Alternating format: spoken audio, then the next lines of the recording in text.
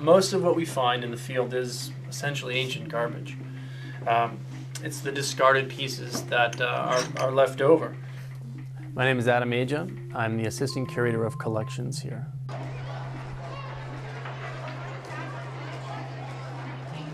The pyramids were tombs and the ziggurats were essentially temples. There's a variety of reasons people build things. The bigger the better, fame and glory, I suppose, for large objects. Those items weren't home. People didn't live in them. They were using them to make themselves or their gods pay attention.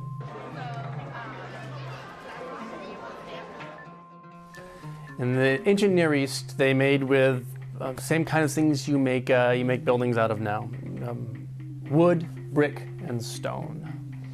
A typical domestic house, things that everyone would live in, people would live in, would be made out of mud bricks. If you live in the American Southwest, you might imagine adobe. So this was dirt that was mushed into a form with a little water, maybe some straw to keep it together. And then it would be laid out to dry in the sun. And so it's very relatively simple. And as long as it stays dry with a nice roof over it, it doesn't turn back into mud. The nicer homes, you'd imagine, would have more stone, fancier types of stone, cut stone, not just sort of a reworked rough field stone as a foundation, but actually cut and polished stones. So the fancier the house, the fancier the materials. And wood is used for roof beams, doors, window frames, things like that.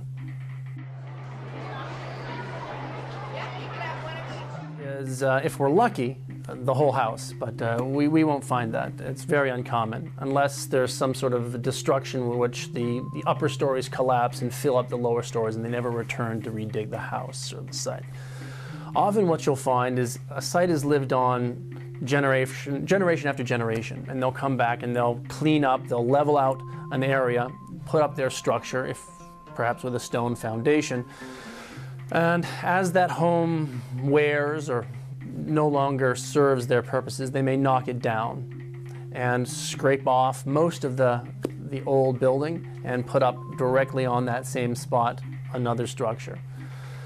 So often you'll find just the bits and pieces that didn't get scraped away. Some parts of the foundation, some parts of the mud brick wall. And identifying a mud brick wall from the mud that surrounds it can be a bit tricky. Sure, and you'll stop. And if you're lucky, then you come at it with a... it depends on the site. I've worked in a number of different locations. Right now I'm working in Israel, and we use a lot of volunteers to work as staff members on the excavation. But we do employ certain members from the local population. These can be people who work on the site. They can be specialists who analyze some of the material. They can be guides into the region. We can use them for different services on the project. But for the most part, we use a lot of volunteers who are students, retirees, and university professors who are working on the expedition.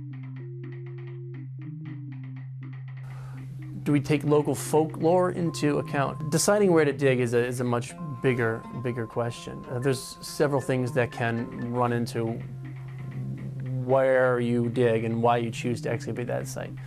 A lot of it could be survey. You may go to a location, walk over it, physically walk over the site and find bits and pieces of debris from the ancient world. And you can use that to date and know the site of the date that site and know what period it was from. In the Near East also, some of these sites are mounds, so it's very clear where the ancient settlement was. There can be local traditions as to what we call that mound, or perhaps what the ancient name was. That can help with some site identification. We also do survey now using digital techniques, Google Earth. You can examine areas to find where to dig. And so some of these scientific and physical surveying can be a lot more informative than just the local traditions of what that site is over there or where to dig.